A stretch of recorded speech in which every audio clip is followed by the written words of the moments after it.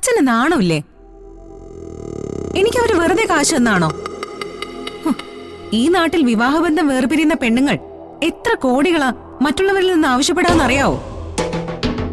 ഞാൻ ചോദിച്ചത് വെറും 25 കോടിയാ.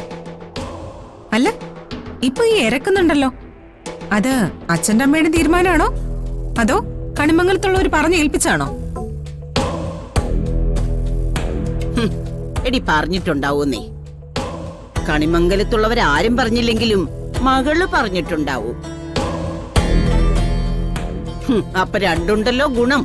പണം കണിമംഗലത്ത് എത്തുകയും ചെയ്യും, നീ ആ പണം വെച്ച് സുഖിക്കയില്ല. ആ മിടുക്കിയാണല്ലോ. എന്തിനാ അമ്മ ഇല്ലാത്തത് പറയുന്നേ? രാധയ്ക്ക് വിളിച്ചിട്ടുമില്ല, ഒന്നും പറഞ്ഞിട്ടുമില്ല. ഇത് ഞങ്ങളുടെ തീരുമാനമാ.